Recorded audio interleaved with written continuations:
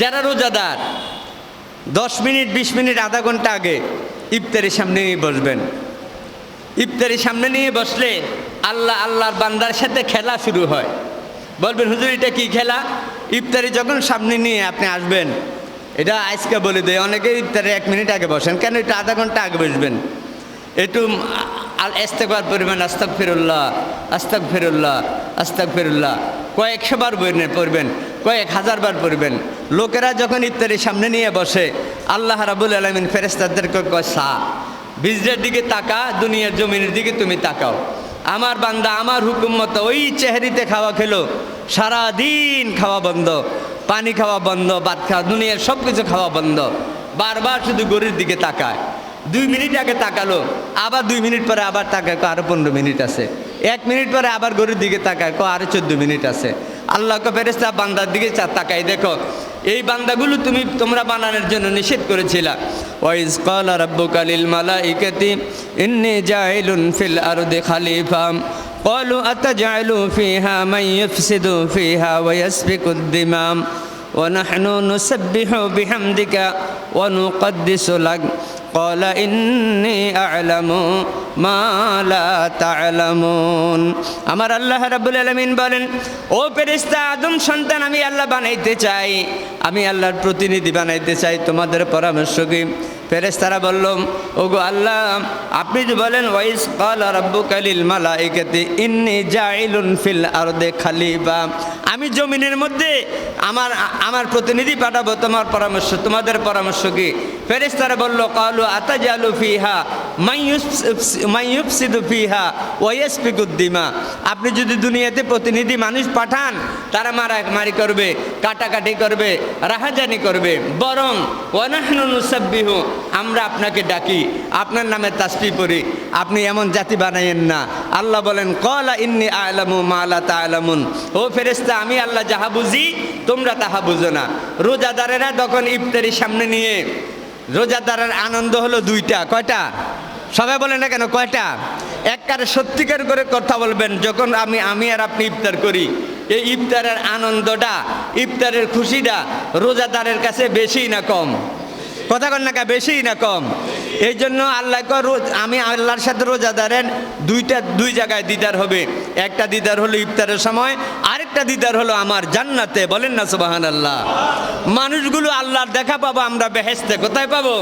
বেহেশতে। তো ইফতারি নিয়ে যখন আমরা ঘাটাঘাটি করি, গরির দিকে বারবার তাকাই, আল্লাহকে ফেরেশতা দুনিয়াতে তাকাই, দেখো আমার বান্দা, আরে ভাই পেটে খিদা লাগলে বাজার থেকে আইছেন, হাতের মধ্যে মাটি, এরপরে তো সহ্য হয় না, খাওয়াটা পাইলে আমরা খাবার মুখে দিতে মন চায়। আল্লাহ কয়, ও ফেরেশতারা, যেই মানুষগুলো আমাকে এত ভয় করে ইফতারি সামনে নিয়ে খেতে পারে কিন্তু খায় না, আমাকে এত ভয় করে, ও ফেরেশতারা সাক্ষী থাকিও, আমি আল্লাহ তাদের জীবনের সব গুনাহগুলো মাফ করে দিলাম। বলেন না সুবহানাল্লাহ। সেই মাগফিরাতের দিন আজকে আমাদের থেকে বিদায় নেবে। আর যদি কোনোদিন বেঁচে থাকি, আগামী বছর মাহে রমজান পাবো। আল্লাহ যেন আমাদের সকলকে মাসুম বেগুনা বানিয়ে দেয়। কন্যা আমিন। আরো জোরে বলি আল্লাহুম্মা আমিন। সম্মানিত সুধী, হাদিস শরীফের মধ্যে আসছে, আল্লাহর হাবিব বলেন, ক্বালা রাসূলুল্লাহ সাল্লাল্লাহু আলাইহি ওয়াসাল্লাম, মান ইতাফাকা আশরা ফি রমাদান কানা হাজ্জাতাইনি ওয়া উমরাতাইন, রাওয়াহুল বাইহাকি।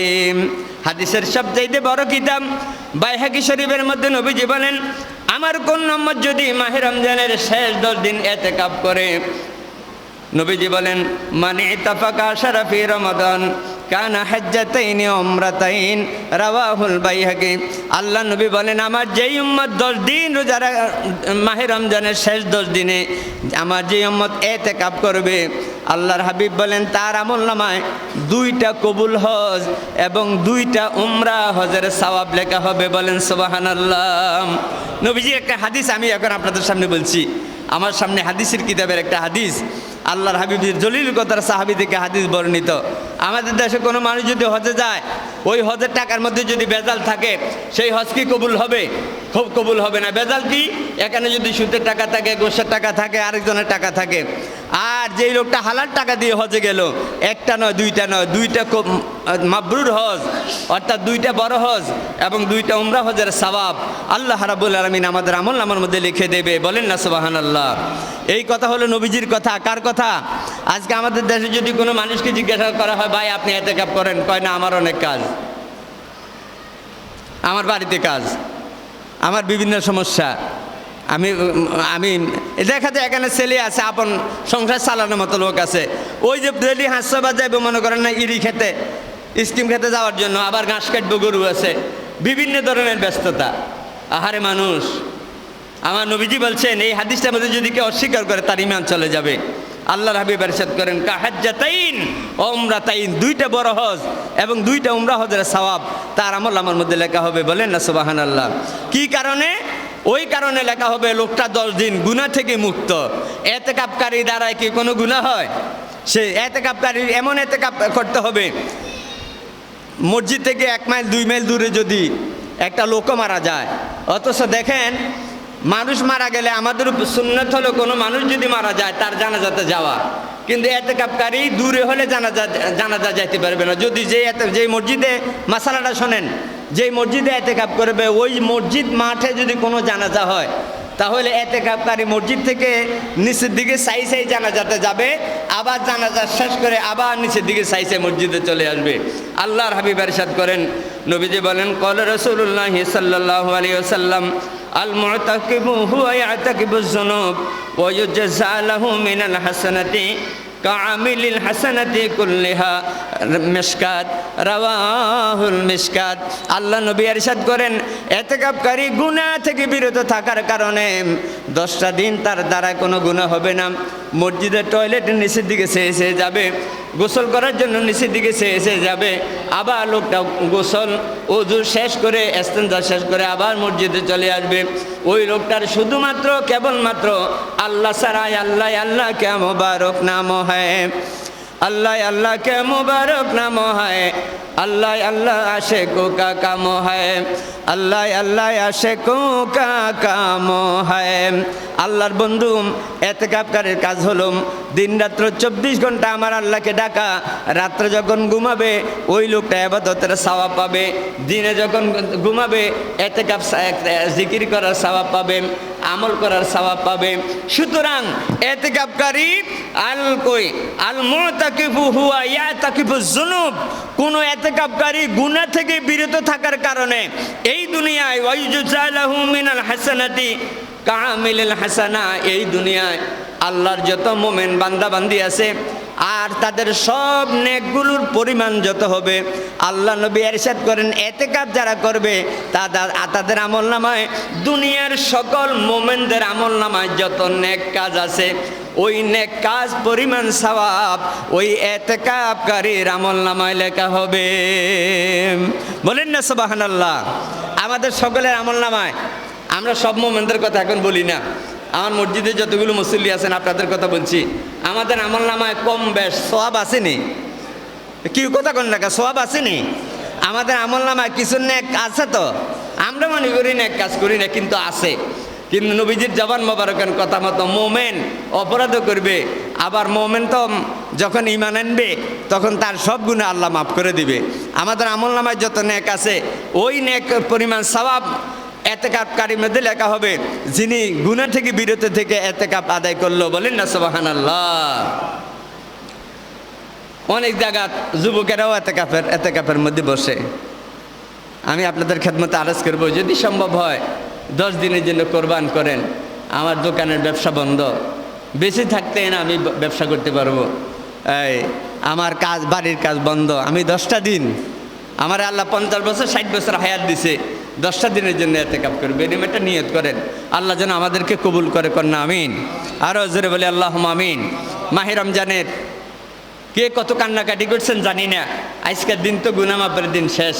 এটা বাংলাদেশের বৈজ্ঞানিকের কথা নয়, আমেরিকার রাষ্ট্রনায়কের কথা নয়, এটা বাংলাদেশের বড় বুদ্ধিজীবীর কথা নয়। আমার নবীজি বলছেন ও আওসাতুহু মাগফিরাতুন, মাহে রমজানের দ্বিতীয়তম 10 দিনকে আমার আল্লাহ উসিলা করে তোমার জীবনে যত অপরাধ আছে, পাহাড় তুল্য গুনাহ আছে, সব অপরাধগুলো তোমাকে আল্লাহ ক্ষমা, তোমার অপরাধ সব অপরাধ তোমার আল্লাহ ক্ষমা করে দিবে। মায়ের পেট থেকে সন্তানটা আসলে তার অবস্থা যেমন হবে, মাহে রমজানে যদি আমরা মাহে রমজানের আদব অনুযায়ী, মাহে রমজানে যদি আমাদের শিষ্টাচার ভালো হয়, মাহে রমজানে যদি আমাদের ব্যবহার ভালো হয়, তাহলে আমরা আল্লাহর বন্ধু হতে পারবো। আল্লাহ আমাদের সকলের নাম জান্নাতের ডায়েরিতে লিখে দিও, কন্যা আমিন। আরও জোরে বলুন না আল্লাহুম্মা আমিন।